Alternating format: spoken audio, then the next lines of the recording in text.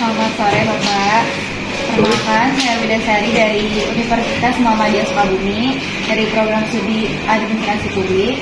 Mohon izin untuk mewawancarai Bapak terkait penerapan good governance di tempat kerja Bapak sendiri. Semoga Bapak bisa terbuka terkait pertanyaan yang saya ajukan. Baik, mohon izin duduk Bapak. Langsung saja ke pertanyaan Bapak. Akan diajukan ada 5 pertanyaan. Untuk pertanyaan yang pertama, bagaimana perusahaan Bapak memastikan keterbukaan informasi kepada karyawan dan pemangku kepentingan lainnya? Oke, untuk informasi itu memang ada masing-masing bagiannya. Contohnya informasi itu ada sumbernya dari kepala bagian. Contoh, perbagiannya ada informasi ke masing-masing bagian, itu akan diinfokan ke kepala bagian masing-masing.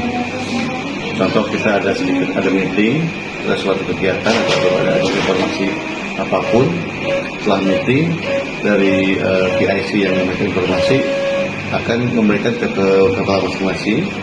Nanti dari situ kepala bagian akan langsung diinformasikan ke semua bagian, ke anak buahnya masing-masing berbagian. Jadi seperti itu untuk informasi dari atas ke bawahnya, seperti itu. Baik, untuk pertanyaan kedua Bapak, siapa yang bertanggung jawab atas pengambilan keputusan itu di perusahaan Bapak ini? Oke, di sini kita ada namanya owner, ke bawahnya di sini ada juga untuk vice president atau direktur. Jadi apabila ada suatu keputusan yang memang penting, itu kita sama-sama ada tahapan sendiri. Contoh dari perbagian yang sudah diceritakan ada 3 bagian. Nanti dari situ akan teruskan ke manajer, dari manajer ke vice president, baru ke owner. Jadi semua keputusan itu tergantung dari levelnya, apa itu penting atau biasa ataupun memang urgent atau sangat-sangat penting. Itu gimana levelnya. Kalau memang keputusan tersebut bisa diselesaikan oleh kepala bagian, cukup di sana. Tapi kalau tergolongnya luas, menyangkut ke semua factory atau pabrik, itu ke factory manager atau ke presiden. Kalau untuk masalah pembuat besar, keuangan dan lain, itu langsung ke direktur, seperti itu. Pertanyaan yang ketiga, bagaimana perusahaan memastikan keselamatan dan kesejahteraan karyawan? Untuk perusahaan di sini kita kan akhirnya menggandeng dengan pemerintahan.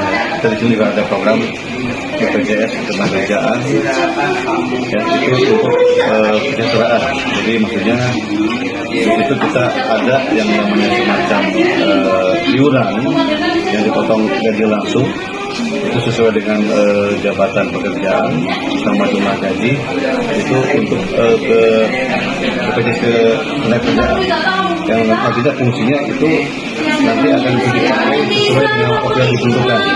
Contohnya dia sudah keluar kerja ataupun nanti waktu pensiun kerja. Keduanya keselamatan, kesehatan itu kita pun sama. Ini ada namanya BPJS kesehatan. Itu pun sama sistemnya, kita ada potongan gaji. Itu yang ditentukan per bagian sama per jumlah total gaji juga sama-sama seperti itu, ada macam-macam. Nanti itu pun sama, bisa dipakai kalau memang karyawan tersebut sakit, nanti kita bisa dilakukan ke rumah sakit untuk pakai BPJS.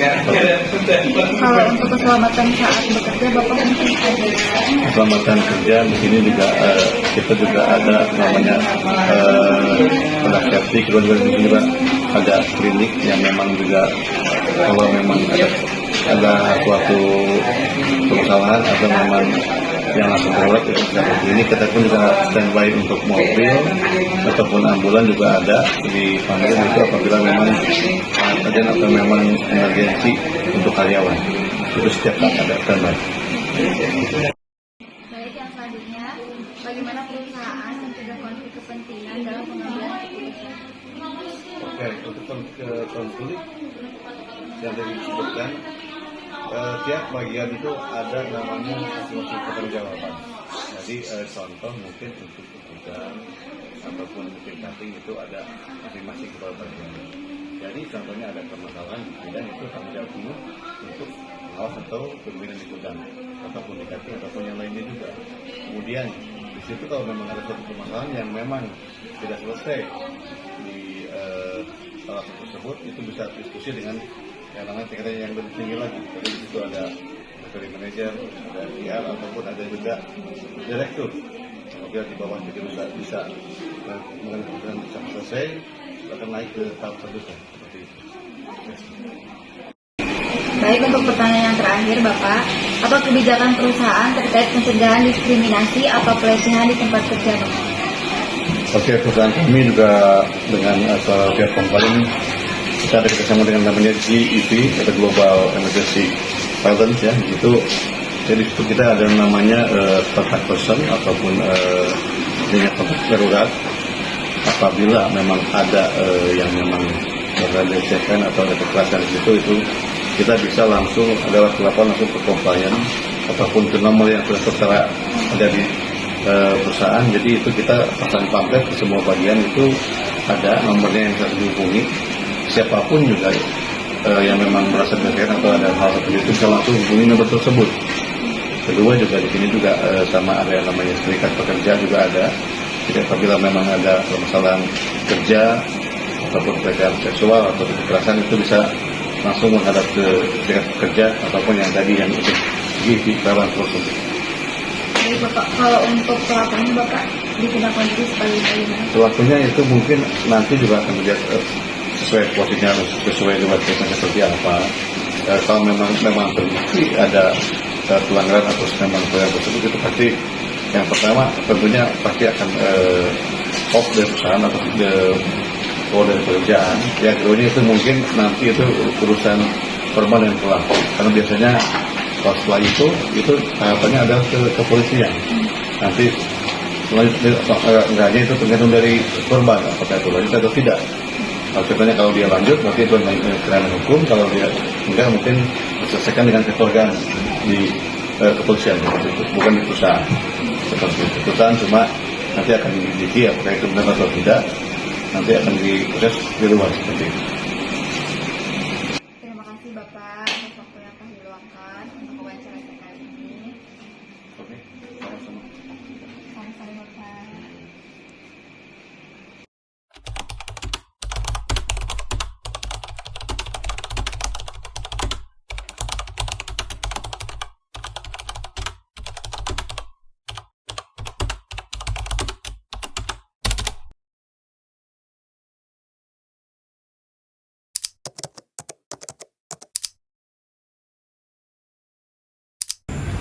Selamat sore Ibu, ya sore. Izin memperkenalkan diri Ibu, saya Widasari dari Universitas Muhammadiyah Sukabumi dari Prodi Administrasi Publik. Mohon izin Ibu untuk mewawancarai Ibu terkait penerapan good governance di tempat kerja Ibu. Semoga Ibu bisa terbuka terhadap pertanyaan yang saya ajukan. Mohon maaf, silakan dulu. Mohon maaf sebelumnya Ibu boleh memperkenalkan diri, nama sama pekerjaan Ibu. Saya Betty Kristiani Dita, saya bekerja di SD Bojong 1 sebagai guru kelas.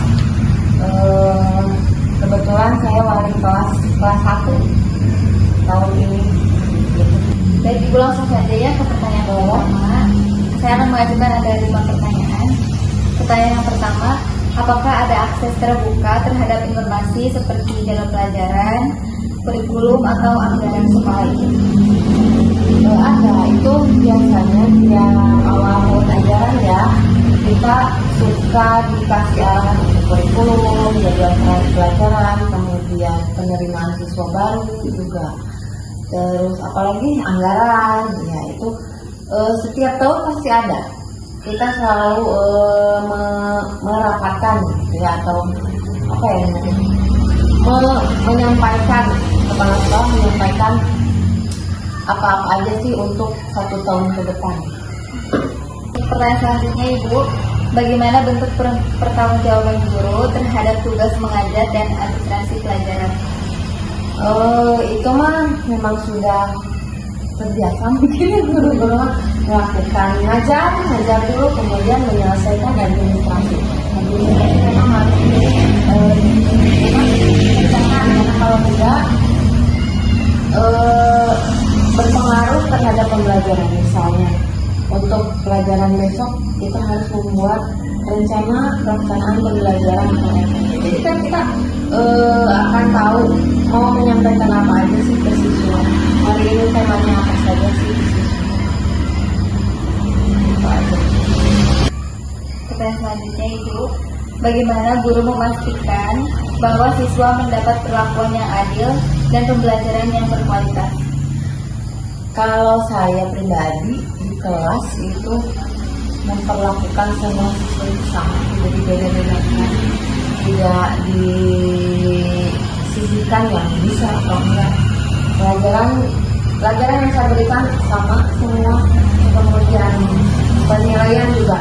Terkadang ada anak yang memang belum mampu seperti teman-teman yang lain. Cuman saya terkadang suka mengasih nilai yang tidak terlalu jelek supaya semangat belajarnya tetap ada. Jadi terlihat adil gitu ya kalau begitu mah. Gak dibeda-bedain, kamu nggak bisa baca, mungkin enggak, semua sama, mendapat pelajaran, mendapat perlakuan, tidak dibeda-bedakan. Sejauh mana guru diberi kebebasan untuk mengembangkan metode pembelajaran sendiri? Sesuai dengan yang ada metode, terus media, kita dikasih kebebasan dari sekolah karena memang sudah difasilitasi dari sekolah. Misalnya kalau kita belajar mau menggunakan software sudah ada, atau alat peraga yang lain itu sudah ada. Jadi tidak, ini nggak boleh nih, tidak sesuai dengan apa yang kita butuhkan, yang guru butuhkan untuk siswa. Baik Ibu, pertanyaan terakhir, bagaimana guru memastikan penilaian terhadap siswa dilakukan secara objektif dan adil? Ya penilaian yang tadi saya katakan itu tidak terlalu membeda-bedakan mana siswa yang bisa, mana siswa yang pintar, mana siswa yang ketinggalan, tidak. Hanya terkadang ketika sudah diberi penilaian, saya kasih masukan untuk siswa nanti di rumah belajar lagi ya, nanti harus belajar lagi ya, belajar di rumah, karena kan seorang anak itu lebih kuat dari rumah ya, pengajarannya dibanding sekolah kan hanya beberapa jam belajar tentang untuk kelas 1 ya. Kelas 1 saya udah kelas 1, kadang ada anak yang belum bisa baca, belum bisa nulis, atau nulisnya telat. Nah itu kan saya juga harus memotivasi supaya di rumah nanti belajar lagi supaya nanti nilainya lebih bagus. Baik Ibu, mungkin cukup sekian dari pertanyaan saya. Terima kasih Ibu sudah meluangkan waktunya. Ya, sama-sama. Baik Ibu, terima kasih. Selamat sore. Ya, sama-sama.